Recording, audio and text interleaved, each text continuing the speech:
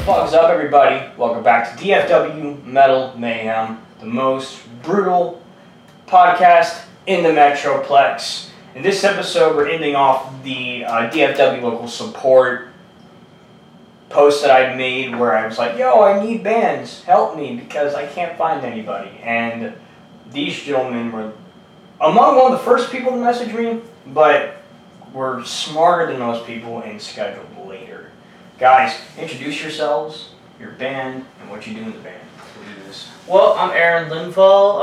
I'm the lead guitar player and vocalist of this band. Our band is called Miradjez. It's a play on words. I was literally trying to pronounce it. Miradjez. It's it's Miradjez. It's I was like, Miradjez? I'm like, oh no, it can't be that. I got my cousin and we were trying to pronounce the name. Yeah, we've been pressured to change the name. Oh, come on, no, don't do it. Play on word names are fun. They are. And this is Chris. What do you do in the band, my good sir? I'm the drummer. Oh shit, hell yeah. Can't find a lot of those people. They're like a needle in a haystack everywhere you go. Either that or they play in six bands.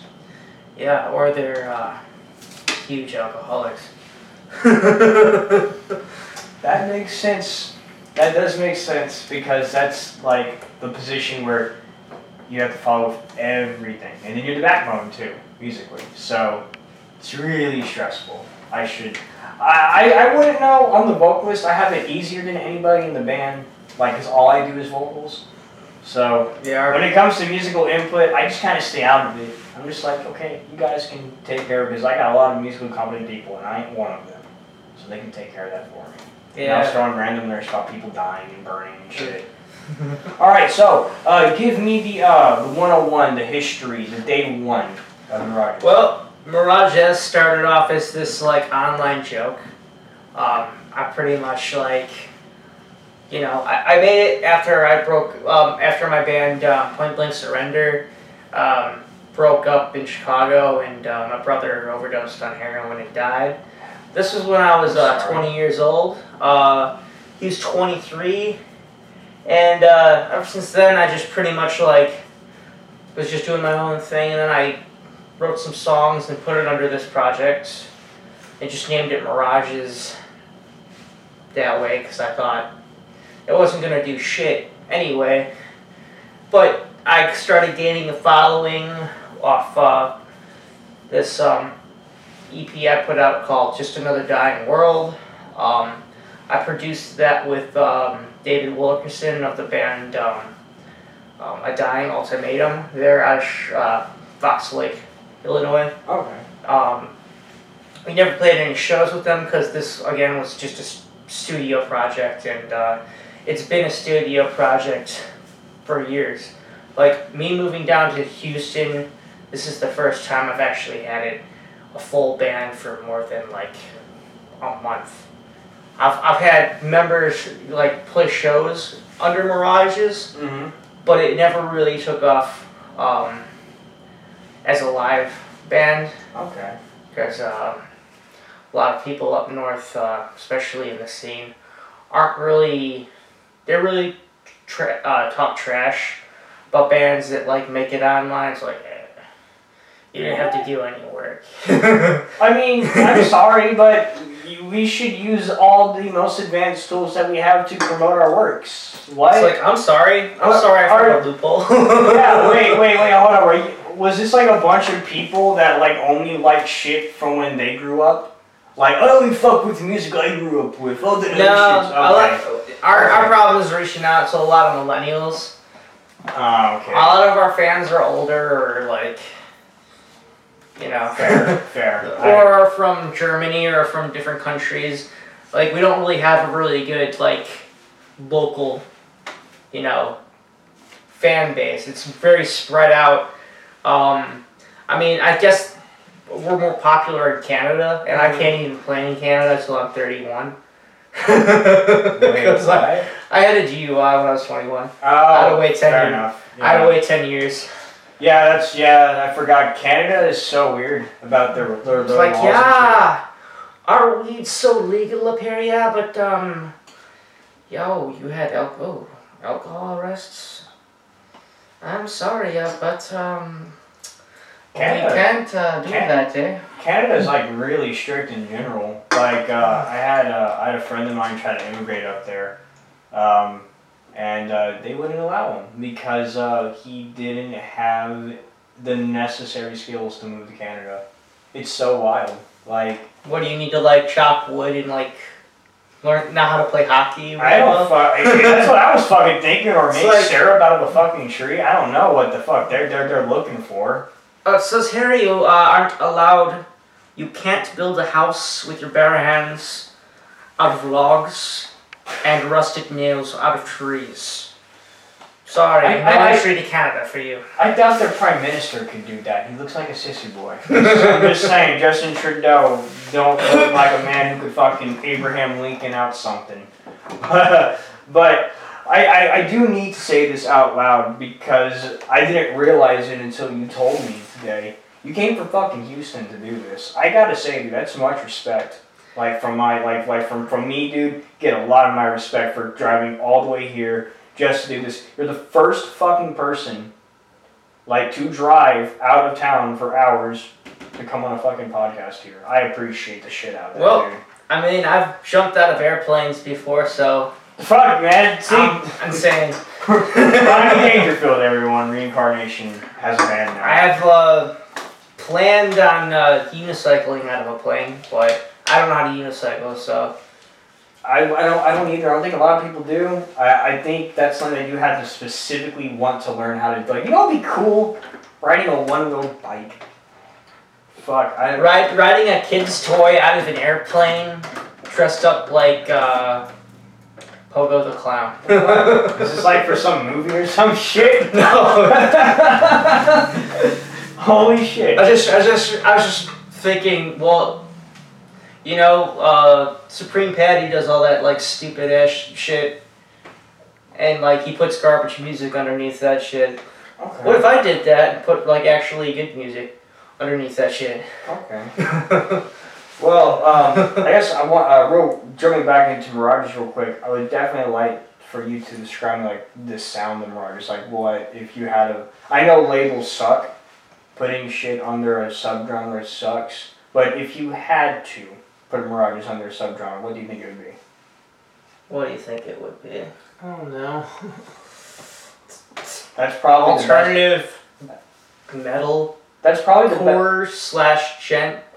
That's probably well. Honestly, I don't know. In my opinion, it's the best answer you can give because when you do that, what happens is you don't. We basically sound like Deftones there. We sound like the Deftones, but like a little bit more technical and a little bit heavier and a little bit like at the same time like we kind of like experiment a little bit more. Okay. In terms of like, you know, we'll use EDM samples and okay.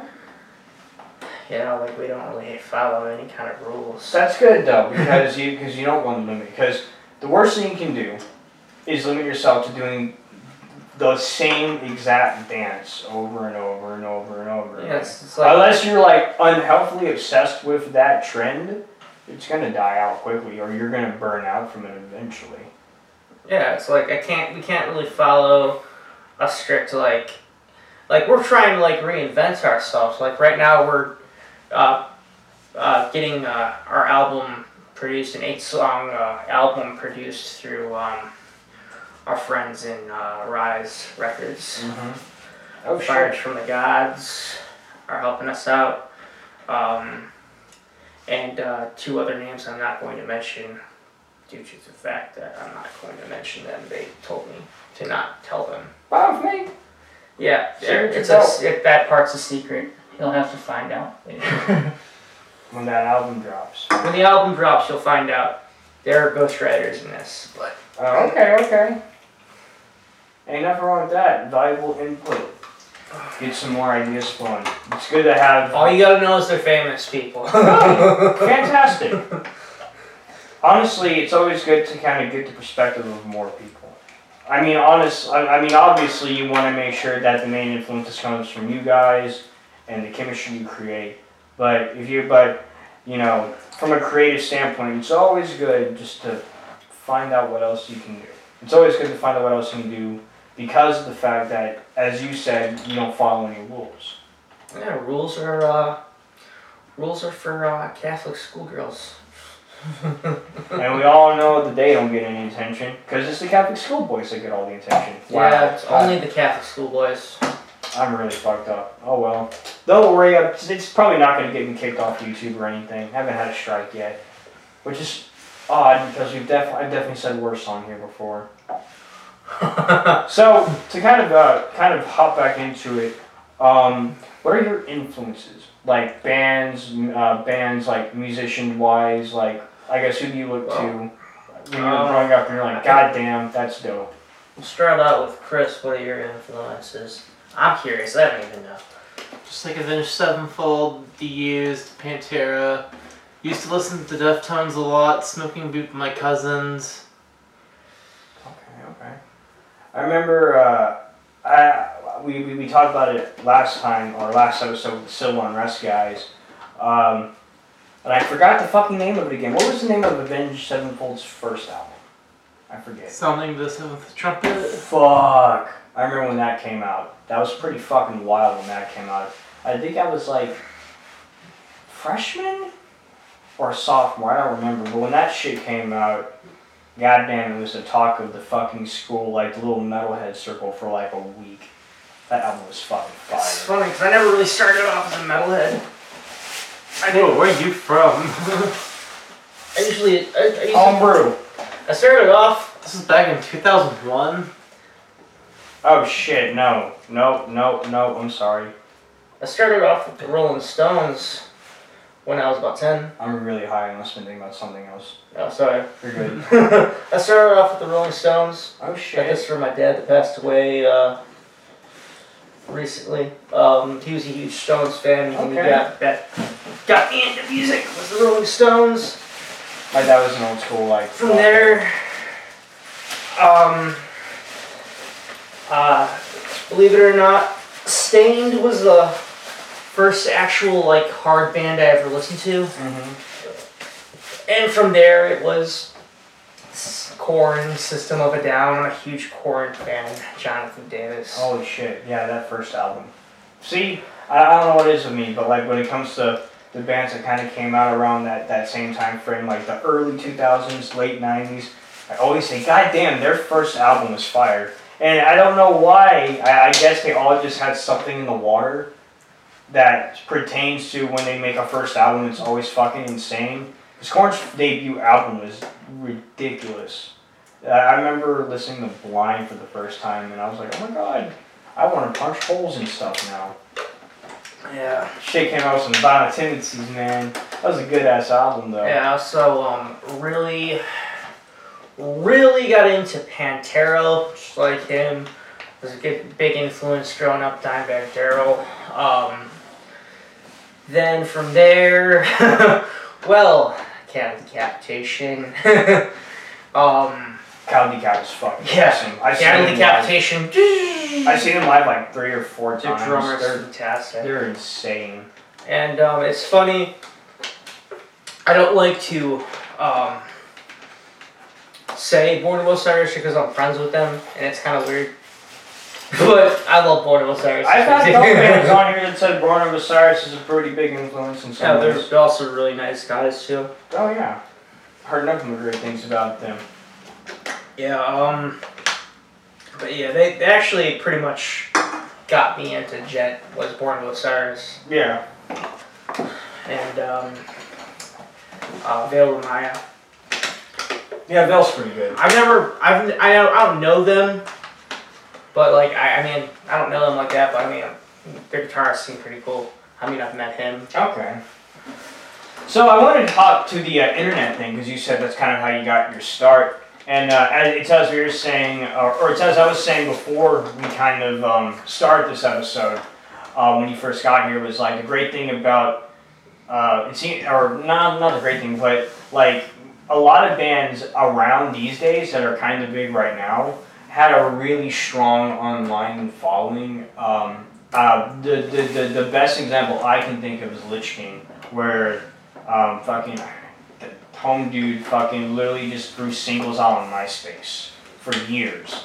And I mean, they've never been signed to a label company. They have like five full-length albums out, 4 or 5 full-length albums out, and they've toured everywhere. Everywhere. They have like this ridiculous cult following. They were here last October at Wits End. It's a little club in Dallas. Man, we gotta hit them up, huh? Lich King are some motherfuckers. That's probably the best like new wave thrash band on the planet by far. They're insane. And you brought up Brodrum, and Brodrum's another really good example of a band that started having a really fucking hilarious.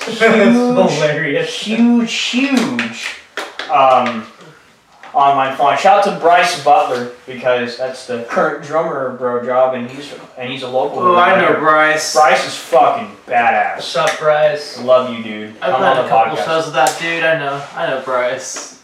Yeah, nice guy. Really nice guy too. Yeah. I mean, I mean, before that he was doing the Faceless before that whole fallout happened. That sucked. But man, oh man, like when you have Bryce as your drummer, that automatically puts your band at the next level. It does. I don't care what band he goes in, whatever level that, they just get risen. That dude's nuts. Fortunately, it sucks that our streamer wasn't able to join us today, but you'll meet him soon. Our friend Stevie Ray Salazar. Okay. Our current streamer in a group. So it's a 3-piece. Well, currently it's a 3-piece.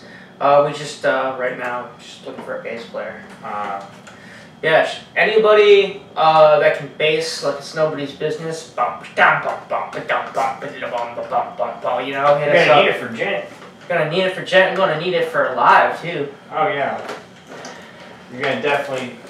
I mean, well, shit. I mean, if you're from Houston, you're from the area. You're not discriminating where they come from. Of course not. I'm from Chicago. People look at me like, you don't like football? It's like, I like hockey. I'm from Chicago. I like watching people punch each other and kick each other. I like sports where like if 2 people get pissed off at each other, they can beat the shit out of each other. One person can win and then go to the penalty box and they cool off, and then nobody gets sued. But if you do it in football, you know, you're sued like fine. It's like you're a bunch of pussies. Fine and all that crazy shit. I remember when it's like hockey players don't have teeth. I remember the fucking. I'm not a big baseball dude, but I remember the dude in the Rangers got into a fight with that one dude. It was a couple years ago. It's a pretty iconic picture of him just socking the dude in the face. It's like really iconic. I forgot how much he got fined for, but I just remember, man, fuck, like, see, like, I did MMA to kind of pay for my college when I was going to college. I kind of did, like, I'm not gonna fuck with you then. I did amateur shit to kind of help pay for it. And, yeah, man, like, we didn't have to worry about any of that shit. Like, oh, no, you know, yeah, because that's our job. It's just go in there and just, you know, fuck each other up. You know, walk out of it. I did good to go. Boxing a little bit during middle school and high school, but I wasn't very good. Yeah, it takes a while. Like, when it comes to stuff like that, when it comes to kinetically strong sports that require really sharp kinetic or specific kinetic skills, it's something that you just have to build over time. No one becomes a fucking genius overnight. I'm not even a fucking genius, dude. I've been doing it forever, and I still got a lot of shit to work on. Yeah, I feel you. So, how long have you had this current lineup right now? Well, this current lineup, ever since I moved down here and met friends Chris and Stevie, fortunately we had another band member that we had to kick out. Mm-hmm. Happens. But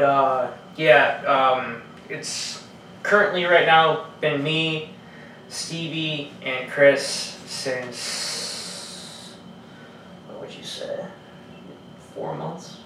Yeah, I saw you're out on Facebook in like April or May. So. Okay. So, what are the current plans right now for like getting through the rest of this year, show-wise? Like what are we trying to set up here? Well, what we're trying to set up is an East Coast and West Coast tour. I'm talking to my friends in Tucson. They're trying to get me on East Coast first. I already got some shows booked in Texas. Okay. In November 16th through the 18th. But as of right now, it's just been us trying to get this whole album done. Mm-hmm. So that way, after we're done with this tour next year, we can do an album release show. Okay. Because, these last two EPs have just been, like, pretty bad attempts. I've been pretty much producing all that myself, and I've been getting screwed over a lot. This whole album sounds as professional as I've ever had an album sound. Nothing wrong with making a couple mistakes at the beginning. Kind of like what we did, you know, my band has a raw demo, you know. It's ridiculously raw. Like, we recorded it in that garage. And, we're thrash, so, you know, we want that really raw sound. But the quality-wise, it's not great. And I'm the first to tell everyone. But the reason why we did it, or one of the reasons why I went through doing it, is because when I release a full length album, which is what we plan on doing very soon, we will eventually be like, yo, you thought that shit was good? Fucking check this shit out, you know. So you get the ability to do that because you already have EPs out. We've also been throwing out a lot of teasers. Mm-hmm. A lot of teasers on our Instagram. We have a pretty big following on there. Your Facebook following is pretty big. I mean, it's crazy to see any band kind of locally without a major record company break 1,000. I mean, obviously you see with bands that are older, like, you know, bands that have been around for like half a decade or, you know, about a decade, they kind of break that area. But when a fresh band comes up that hasn't even been out for like 5 years, it's that marker. You know you're doing something right, whether it's musically or marketing-wise. I've got a huge cult following. Yeah, which is great. It's just of course trying to get us on East Coast, West Coast shows, so that way I can continually keep growing upon this. So we could just continually keep hitting it, playing bigger shows, bigger audiences. I want to get on festivals. Yeah. I've already been denied like 50. I've been denied 50 different festivals. The one that I tried to get on last year was Voodoo. Music and Arts Festival, they denied me. I talked to Summerfest, they denied me. It's like, how much you want me to pay you guys? That's the kicker, and because sometimes you get these promoters, these event organizers that want bands to pay their way in, or pay to go on tour. A band from here. I'm not going to say what band it was or involving the names in it, but they were offered to go on a tour with a big band. It was going to be a pretty big deal for them. They got a tour. They're going to be able to tour the band for a couple of weeks, and you know they definitely want to hop in on it. Well, they found out that they would have to pay for every show that they played with these guys. And there was no way it was going to happen because the price that was given to them was fucking ridiculous. Ouch. Yeah. Yeah. It's Fuck that. It's You might as well just go fucking. It's in, you know, they're a Dallas fan, so you might as well just go to fucking Austin and play a show. Right. You know, you reach a new audience. Your costs are much less than fucking doing that bullshit. And eventually, that's a smaller way, a smaller and a slower, but still more effective way of building. That's what you want to do. You want to book like shows like, in like let's say like you're from around here, like one show in like Oklahoma, one show in like Austin, one show in like around here, one show in like Houston, like around every cycle of a few months or something. Yeah. my drummer's band, my drummer plays in another band that's in fucking Shreveport, Louisiana. Mm-hmm. So, you know, he goes out there to play, but he takes that band all around, you know. We haven't went out yet of the Metroplex, but we plan on doing so very soon. It's actually going to depend when what happens to that DRI show. Because I have no clue what's going to fucking happen to it. I sold like 21 tickets already. How old are you? 24. Yeah, I'm pretty fucking old together. Fuck. I'm sorry if I made you feel bad, man. I'm sorry. Yeah, I'm like a grandpa of this band. I've got the wooden cane. It's all good. Wooden pimp cane. Fuck it. I call it a pimp cane, but it's just to support my knee. I know how that is. It's like. But no, man, just fucking hook a micro to the end of the cane. There you go. Fuck it. There you go. You're good to go. You're set. You are set. 26. Never mind. You don't need a fucking cane. Not till you're 36. He's the baby in this band. It's all good. It's all good. Me too. I think, yeah, no, I'm the baby too. It's all good.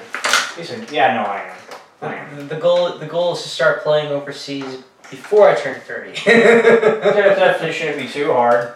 Fuck, dude, at least go try to play in Mexico.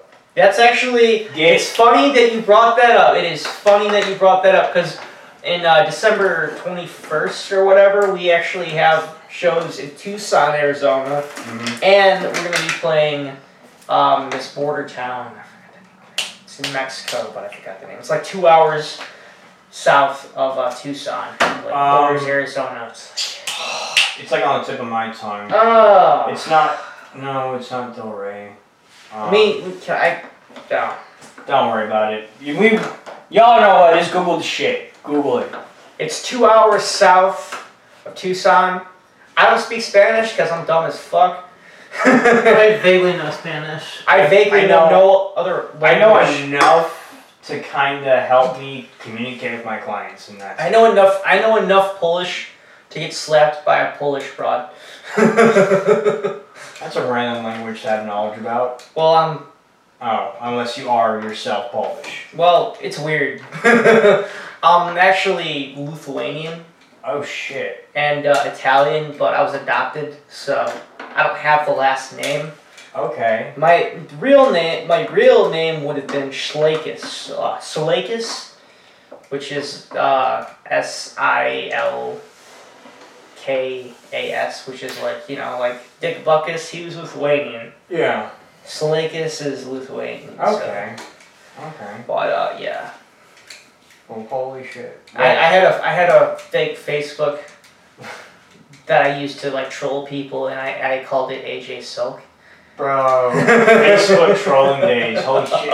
When I was like in high school. Wait, you had your band like connected to your troll account? It's actually funny. I had like 6 different Facebook accounts at one time. Fucking hell. That's how I got it. That's how I pretty much got it. I have 2. I had to message one of you guys on my second account because my main account got banned to confirm this episode. I'm like, fuck, I can't even message the guys. I gotta go on my fucking second account to message. Hey guys, I'm sorry, I'm banned.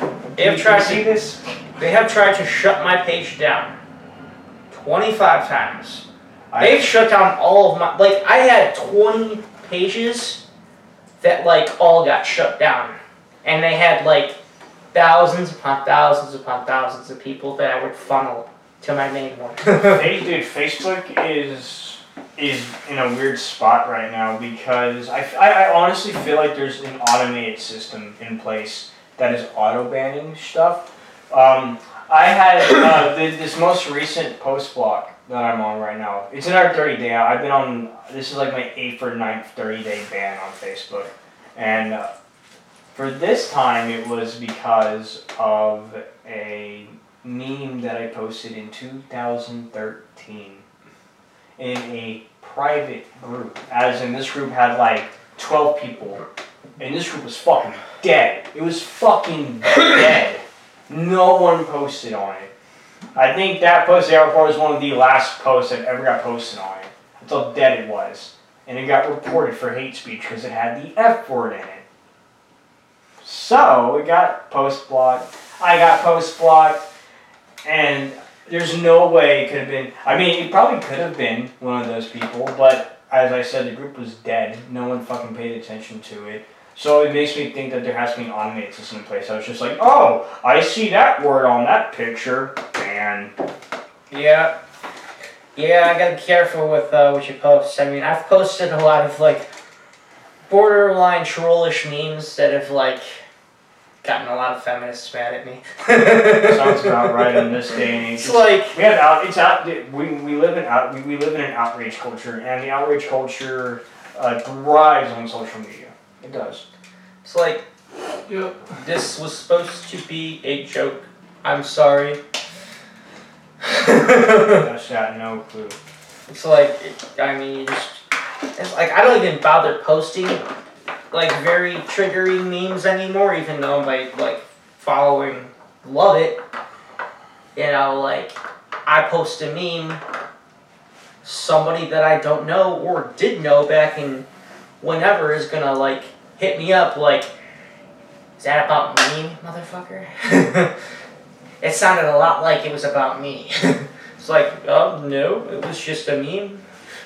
Fuck, if someone else asked that question, even if it's not about you, it probably is about you in your own subjective mind. So you probably need to fix your shit. You know. Maybe just take a look in the mirror. You know, see why you might think a certain way about that fucking picture, you know, on the internet. Maybe just, you know, smoke weed. have fun, party. That too. Just don't drink and drive. That's bad. But Right, do squint your eyes. but Adopt a puppy and a kitten. there you go. Kind of going back. So the songs you use in Miradjez right now, you said some of them were removed from your previous project. But since you're doing this online kind of thing for a while, are most of the songs that you're using right now just all of your own creation? That It's pretty much been me, man. I'm like the Trent Reznor of this in a way, because I've just been constantly, you know, like writing my own stuff. And now that I have a band, now we're able to just do it as a band. I just play shows with them. There you go. Fuck it. Hear this, and be able to play it. Boom. You're done. Yeah. Pretty much. Pretty much. So did you use any programs online to help with the writing process before you got a band started, or? I had to learn how to use Ableton Live. I don't know if anybody's familiar with Lauryn Hill or DaVinci Lucia. Mm-hmm. Lauryn Hill you probably heard of if you listened to R&B or hip hop in the last 20 years. DaVinci Lucia, I don't know if you've heard of him, but he, my friend Scott, who's .exe, what's up Scott? Shout out to Scott. And my friend Zach, who was in a project with me called Giver and the Curve Squad, which abruptly broke up after bickering, fighting, and like this whole incident where we went to Florida, played a show, and it was the exact same night Pulse got shot up. Mm-hmm. Like literally in Giver and the Groove Squad, we go to this place called The Venue. Mm-hmm. Play a show with DaVinci Lucia, watch their set, watch a bunch of really cool hippie bands play. We are also there for a producer rap battle. That's why we pretty much went there. But after this venue, we leave at like about 1:30, and we're driving back, and we pass Pulse within 15 minutes of it getting shot up. Holy fuck. Yeah. Damn. And this is the time where I had blonde hair and I dyed it blonde, so, you know, he could have looked at me like, that guy looks like somebody that might be in there. You know? So. Yeah. That's like one of those where were you things. It's like, shit, I'm gonna probably end up dyeing my hair blue and dreading it, but. Yeah. Yeah, that's like one of those like, where were you when it happened things, because that's fucking crazy. The National Guard shows up the next day. There's a lightning bolt that strikes. I remember I had the opportunity to meet UFC fighter Matt Brown, and before he was a big name in MMA, he was at the show, the Damage Plan show where Dimebag was killed, and he pretty much was one of the people that evacuated out like as soon as it happened. It like came out unscratched, but I think there's an interview of him talking about like in detail. It's pretty fucking wild. Yeah. Like, you know, we always like we kind of all know like where we were when like 9/11 happened or some shit. Or like the people, or like the generation before us knew where they were when they saw the fucking rocket go up in there and fucking explode and killed all those fucking people in the rocket that were gonna go to the moon or some shit. I forgot what that was or when it happened, but... I was afraid of going to Orlando for a straight two years. I didn't go back to Orlando until like we had to bury my dad's like ashes. Mm-hmm. We illegally spread them over Disney World. Like, hey, Disney World, there you go. You got some spooky ghosts, that's why. Yeah, I got them tattooed right here. Rolling Stones. But, what was really scary about the whole incident with Pulse is, like, the minute we get down there, a vocal actress got shot and died in front of her brother or whatever. Holy fuck. Forgot her name, and it was, like, very tragic. And then, this was also in Orlando, too. This is like happened in Orlando. Yeah. So like, what the fuck? When we get down there, like, what the fuck? You know, my friend Zach's stoned out of his mind, can't comprehend. Scott's like the one that's like reading it in the back, and then we go to downtown Orlando at the venue, and then 15 minutes after we pass Pulse, it gets shot up around 2 o'clock. In the morning, so yeah. Jesus. I wake up, I'm getting blown up by phone calls. My mom called me like 50 times, like, "Are you okay? Are you okay?" Holy shit. Sister, cousins, people I don't even fucking talk to. No, don't die, dog. What the fuck? It's like, yeah. So that was very scary. Very unbelievable, but very true. It's like, really, that happened to you? That doesn't happen to people. Yeah. Well, guys, I just gotta say again, first of all, thank you for doing this. Secondly, fucking mad respect for you driving all the way from fucking Houston to come and do this with me. I greatly appreciate it. You guys, I believe you said you have you played here yet? We have not. We've played in Houston. Okay. Well, with the other drummer who's no longer in the project. Mm-hmm. Played in New Orleans, but we've played New Orleans. We played 2 shows in Houston, and we played a show in Chicago. Okay. With Last 10 Seconds of Life, Duke Langer, oh shit, Terraform. But it's been hard because with that show, you know, we didn't really get any people out. Mm-hmm. Like we planned, and you know, it's just been freaking hard. Like that whole show was hard because one, there was a Cubs game going on, and then there was a gay pride parade going on at the same time. And a MySpace deathcore band was also playing that night that we had no idea about, and that's where all the Chicago deathcore kids went. Damn. Yeah, they stole that night from me for sure. Because it's like, you know, I grew up in Chicago, you know, no disrespect to the Chicago scene or, you know, the Illinois scene. It's just, you know, I've never really been able to branch out there.